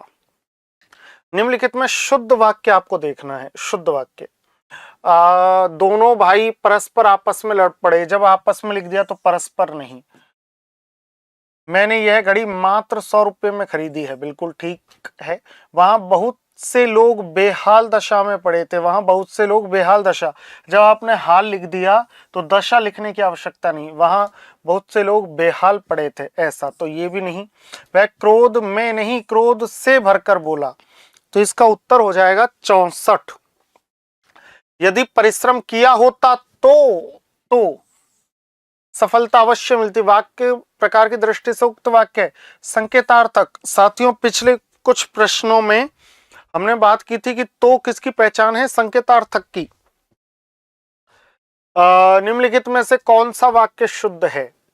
दरअसल वह आया ही नहीं, प्राय बच्चे ऐसी शरारतें, प्राय और अक्सर एक साथ नहीं आ सकते साथियों, गलत। यह मूर्ति संगमरमर पत्थर से निर्मित है, संगमरमर पत्थर है तो ये पत्थर लिखने की आवश्यकता नहीं है। वह सबके सामने खुलेआम गाली देता रहा, गाली देना तो ठीक माना गया है, लेकिन सबके सामने और खुलेआम, ये नहीं, ये नहीं, ये नहीं, ये नहीं, तो फिर ये। निम्नलिखित में अशुद्ध वाक्य है।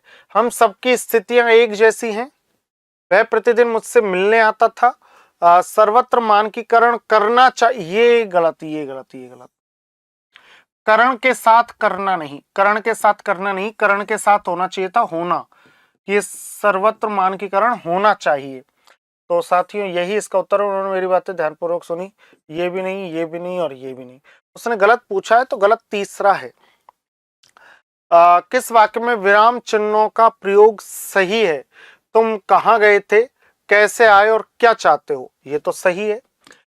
आपने 14 सितंबर वाले पेपर में देखा होगा कि उसमें था कि अगर कई सारे उपवाक्य हों जो प्रश्न करना चाहते हो, तो कई सारे उपवाक्यों के बाद लास्ट में एक बार ही प्रश्नवाचक शब्द लगा दो, तो ये तो ठीक है। नहीं, मैं नहीं चाहता, गलत। ये नहीं के बाद आता, मैं के बाद नहीं। रोको मत जाने दो, या तो कहते रोको मत जाने दो, ये नहीं लगता, या फिर होता कि रोको मत जाने दो, तो ये गलत लगा दिया, इसलिए ये भी गलत। जो दंगा कर रहे थे, इसमें यहां लगाने की आवश्यकता ही नहीं थे, यहां लगाते कि गिरफ्तार कर लिए, तो ये भी गलत। तो साथियों फिर इसका उत्तर हो जाएगा पहला। किस वाक्य में सही विराम चिन्ह का प्रयोग है? किस वाक्य में सही विराम चिन्ह का प्रयोग नहीं हुआ है? नहीं हुआ। गांधी जी ने कहा सत्य ही ईश्वर है, ये देखिए दोहरे अवतरण चिन्ह है, किसी की बात को यों कि त्यों कहने के लिए, तो ये तो ठीक है। छी कैसी दुर्गंध आ रही है, ये गलत है, ये गलत है, क्योंकि छी यहां आता और फिर यहां भी ये पूर्ण विराम आ जाता, या फिर ऐसा आ जाता। सूर्यकांत त्रिपाठी निराला, हाँ बिल्कुल।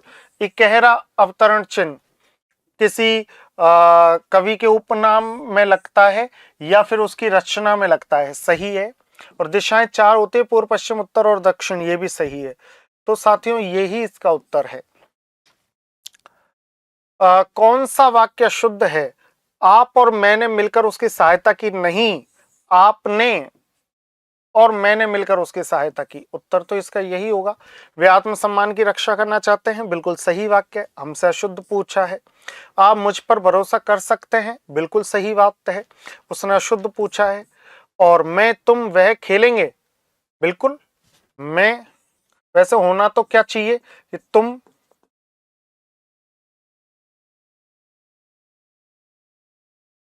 इसका क्रम है, लेकिन इस क्रम के आधार पर भी मैं, तुम और वह तीन तीन आ गए ना, और तीन तीन आ गए तो फिर क्रिया बहुवचन की आएगी, खेलेंगे।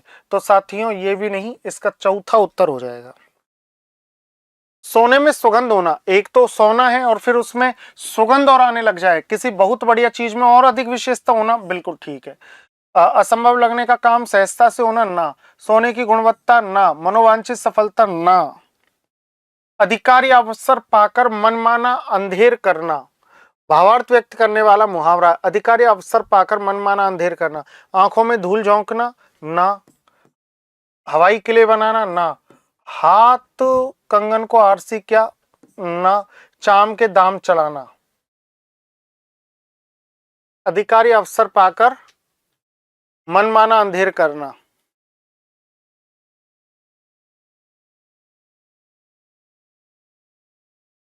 अधिकार तो नहीं, लेकिन अवसर अगर आपने पा लिया तो फिर मनमाना अंधेर करना, मनमाना आंखों में धूल चौंकना या चाम के दाम होना। ये साथियों ये क्या माना गया है,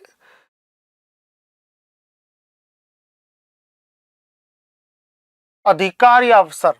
देखो केवल अवसर होता ना कि अवसर मिल गया, अवसर मिल गया, जब तो आपने अवसर पाकर मनमाना अंधेर कर दिया, अवसर पाकर, लेकिन अवसर नहीं है, यहाँ अधिकार भी है। अगर आपको अधिकार मिल गया तो आप चाम के दाम भी चला रहे हो, तो फिर ये इसमें चौथा उत्तर है। अधिकार आ गया ना, अधिकार पाकर आपने मनमाना अंधेर कर दिया, अधिकार चाम के भी दाम चला रहे हो आप, ये अधिकार मिला है तब आप मनमाना अंधेर कर रहे हो, है ना। आगे है, अब तक पिता की कमाई पर ऐश करते रहे, जब खुद कमाना पड़ेगा तो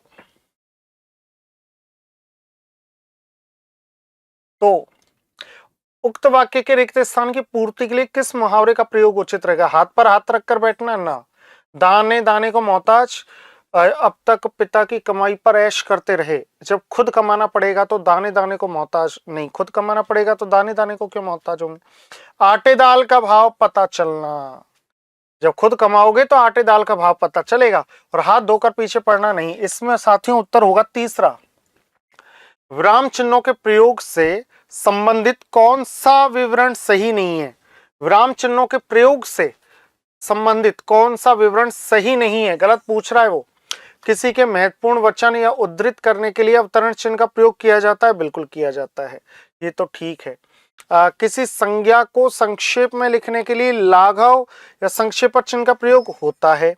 द्वंद्व समास के पदों के मध्य प्राय योजक चिन्ह लगाए जाते हैं, और लिखने में जब कोई शब्द छूट जाए तब उसके स्थान पर कोष्ठक चिन्ह, ना ना ना। हंस पद साथियों, हंस पद,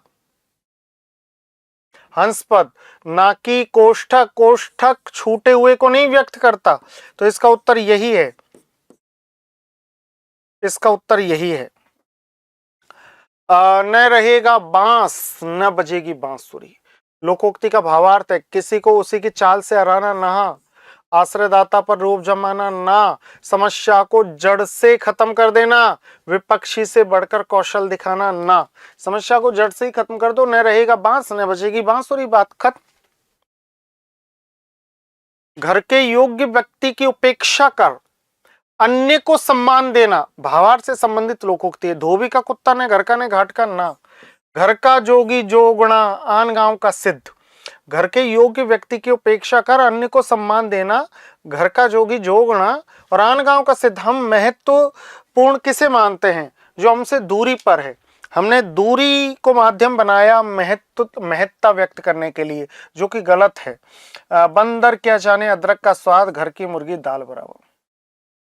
घर के अयोग्य व्यक्ति की उपेक्षा कर अन्य को सम्मान देना, सम्मान देने की बात है तो फिर दो ही आएगा, दो ही आएगा। आयोग क्या मानता है इसमें, क्योंकि सम्मान देने की बात है।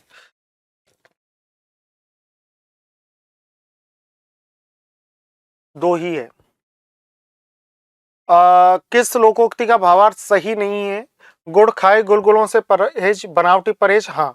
गुड़ खा रहे और पुओं से तुम्हारा परहेज है, बिल्कुल सही कहा।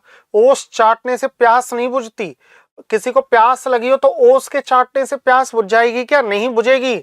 आवश्यकता अधिक है और संसाधन कम है, कृपण व्यक्ति नहीं, इसका कोई लेना देना ही नहीं है। कृपणता का ओस चाटने से प्यास नहीं बुझती, इससे लेना देना ही नहीं है। वो पूछ ही गलत रहा है, तो फिर दो उत्तर हो जाएगा। कौओं के को से ढोर नहीं मरते, बुरे आदमी की बददुआ से कुछ नहीं होता, हाँ। और हाथी का बोझ हाथी उठाता है, बड़ा काम बड़े ही कर सकते हैं, हाँ। तो फिर गलत यही है। किस विकल्प में मुहावरे का भावार्थ सही नहीं है? छाती पर सांप लौटना, घोर ईर्ष्या होना, अपना सा मुंह लेकर लज्जित होकर रह जाना, उड़ती चिड़िया पहचानना, अत्यंत कठिन कार्य करना, और कान पर जूने रेंगना, तनिक भी असर। साथियों इसमें होगा तीसरा। उड़ती चिड़िया पहचानना। उड़ती चिड़िया पहचानना इसका मतलब क्या है? उड़ती चिड़िया पहचानना अत्यंत कठिन कार्य करना नहीं, रहस्य को दूर से ही जान लेना, ये होगा इसका अर्थ। दूर से ही रहस्य को जान लेना, दूर से ही रहस्य को जान लेना, दूर से ही रहस्य को जान लेना, दूर से ही रहस्य को जान लेना, ये इसका अर्थ होता है। तो 78 सही है। अगला देखो, कॉग्निजेबल ऑफेंस। कॉग्निजेबल ऑफेंस का सही पारिभाषिक है कॉग्निजेबल ऑफेंस। कॉग्निजेबल को बोलते हैं संज्ञेय और ऑफेंस का मतलब अपराध। तो इसका उत्तर हो जाएगा पहला, कॉग्निजेबल ऑफेंस का मतलब संज्ञेय अपराध। अगला देखो, किस विकल्प में हिंदी पारिभाषिक शब्द रूप सही नहीं है? सही नहीं है, बताइए। गुड फेथ, सद्भाव, पेनिटिव दंडात्मक, अटैचमेंट कुर्की, और बैड कंडक्ट। बैड कंडक्ट का दुर्व्यवहार नहीं, गलत, दुराचार।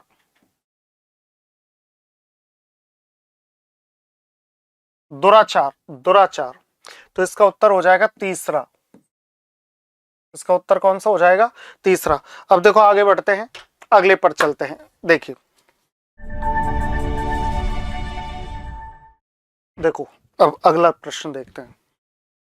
अगला प्रश्न देखते हैं, ध्यान से समझिए, बिल्कुल ध्यान से समझिए। 20 प्रश्न और शेष हैं इसमें, बिल्कुल ध्यान से आप समझेंगे।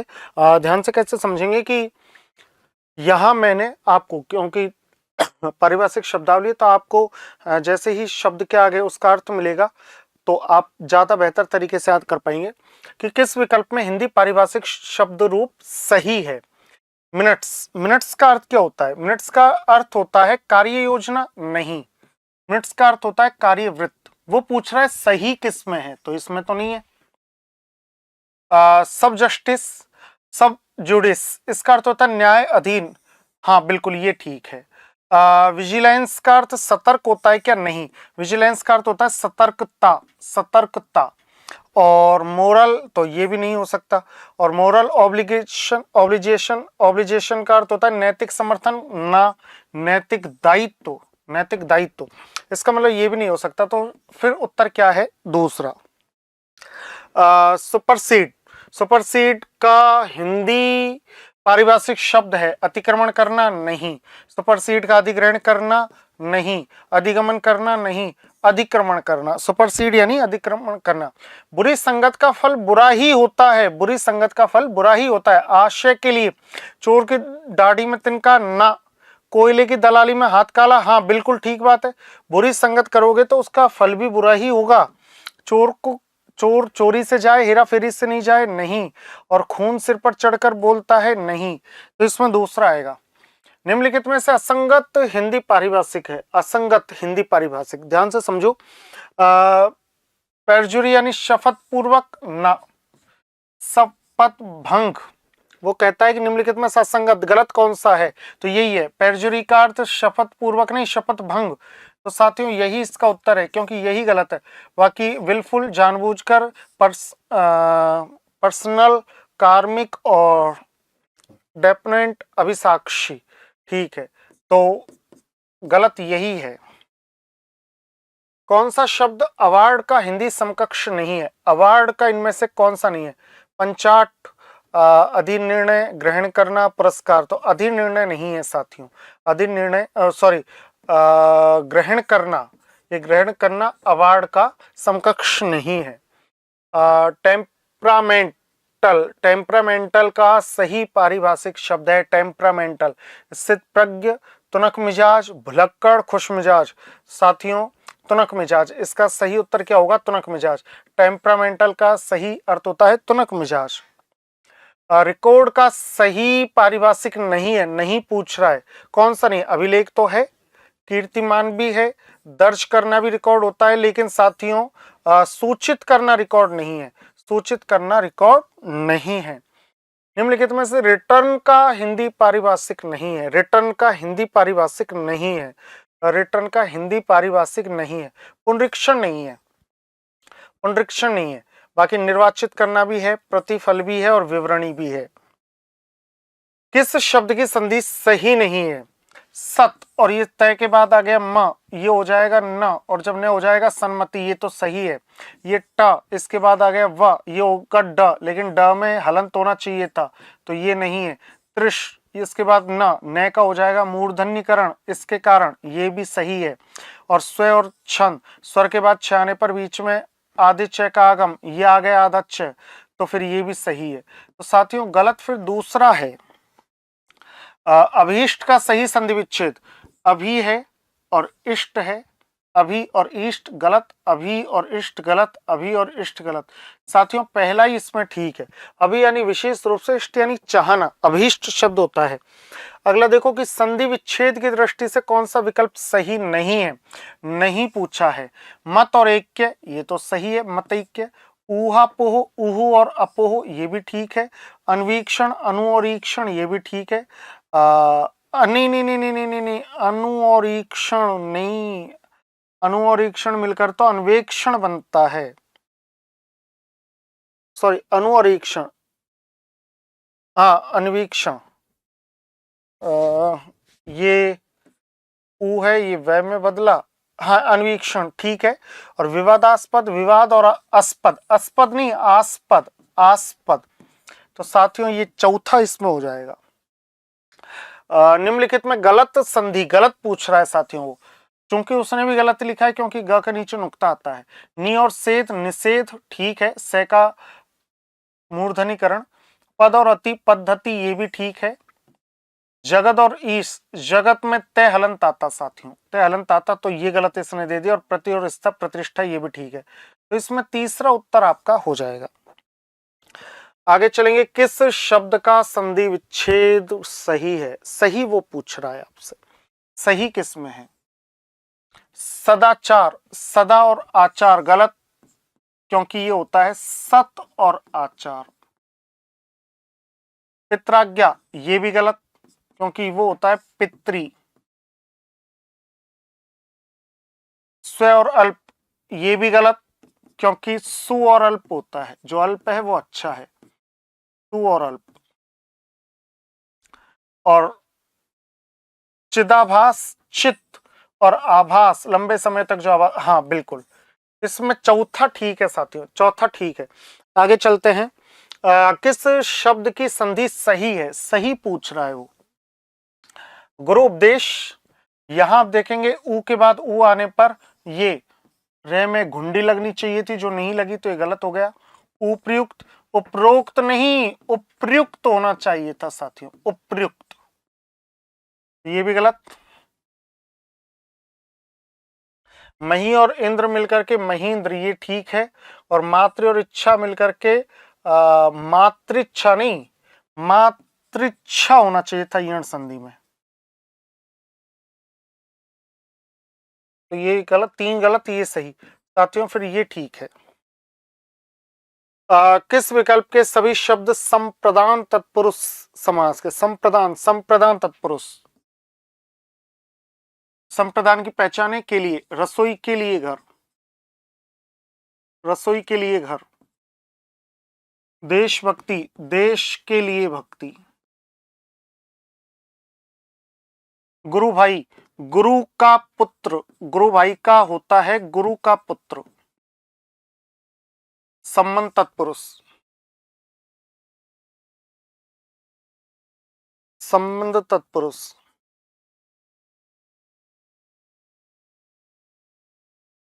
संबंध तत्पुरुष।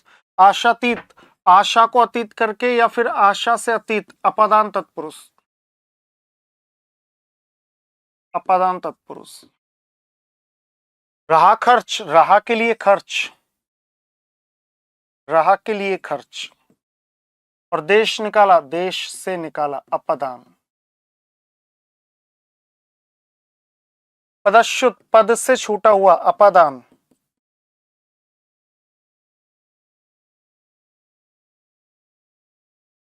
और रोकड़ बही, रोकड़ के लिए बही, करण तत्पुरुष, सॉरी संप्रदान तत्पुरुष। साथियों इसमें दोनों संप्रदान नहीं है, इसमें दोनों संप्रदान नहीं है, और इसमें भी दोनों संप्रदान नहीं है, इसमें दोनों संप्रदान है। किस शब्द में द्वंद्व समास नहीं है? द्वंद्व समास नहीं है। बोल चाल, बोल भी और चाल भी, इसके आगे आदि लगा दो, इसमें तो है।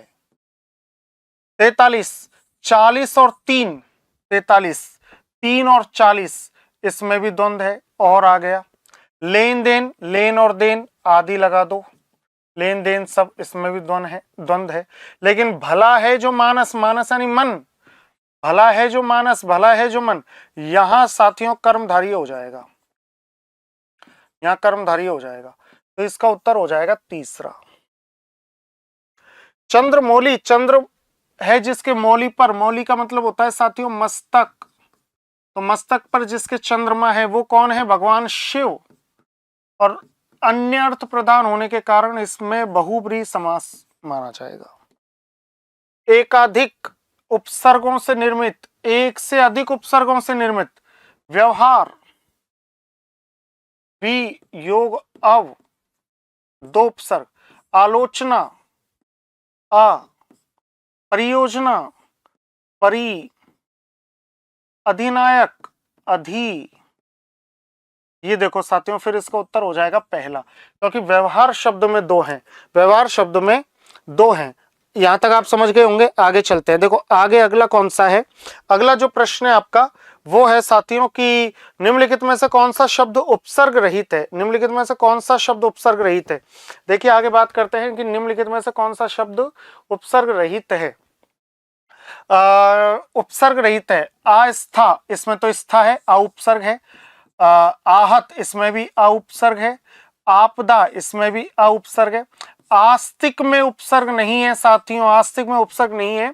आस्तिक शब्द बनता है अस्थि, और अस्थि शब्द में इक प्रत्यय लगाने के कारण, आदि वृद्धि होने के कारण आस्तिक हो जाता है साथियों, आस्तिक। क्या हो जाएगा? आस्तिक। तो इसमें तीसरा है, इसमें तीसरा है। आगे चलते हैं, आगे कौन सा है? आगे है आपका कि यावज जीवन, यावज जीवन, यावज शब्द बनता है संधि से पूर्व यावत, है ना, और यावत जीवन, जब तक जीवन है। और यावत किसकी पहचान है साथियों? अव्ययीभाव समास की पहचान है। यावत किसकी पहचान है? अव्ययीभाव समास की पहचान है। इस तरीके से हमने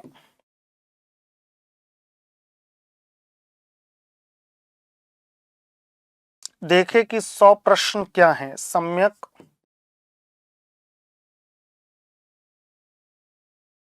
पीएसआई 2021 पेपर सॉल्यूशन।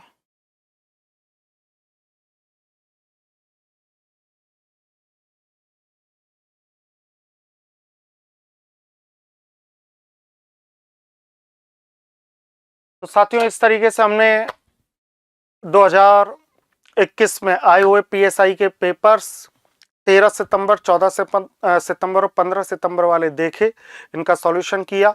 और मैं उम्मीद करता हूं कि मैंने अपनी तरफ से जितना विवरण मैं दे सकता था उतने विवरण के साथ मैंने इनका सॉल्यूशन किया है। बाकी आप सब जुड़े रहिए सम्यक से। आप सबका बहुत बहुत धन्यवाद। मेहनत करते रहिए। जो निष्कर्ष निकल के आया, जो निचोड़ निकल के आया, वो निचोड़ ये है कि 25 प्रश्न 100 में से ऐसे होंगे जो आपका चयन तय करेंगे, जो औरों को रखेंगे और आपको आगे बढ़ाएंगे। अगर आप मेहनत नहीं करोगे तो आपको भी रख देंगे। वो 25 प्रश्न 5 टॉपिक से आते हैं। पारिभाषिक, शब्दावली, तत्सम तद्भव, कारक, अव्यय और लोकोक्ति, मुहावरे तो खैर सरल ही आते हैं। आपके कोई भी टॉपिक जैसे छोटे मोटे कुछ भी आप समास ले लो या कुछ ऐसा ले लो। 25 प्रश्न ऐसे आएंगे जो 25 प्रश्न आपकी सफलता में बाधक होंगे। इसलिए जो 4-5 टॉपिक मैंने आपको बताए हैं, इनका बार बार अभ्यास करें, ज्यादा से ज्यादा इन टॉपिक्स को पढ़ के जाएं, क्योंकि बाकी और तो हो जाएंगे। तो आप सबका बहुत बहुत धन्यवाद, थैंक यू। जुड़े रहें सम्यक से।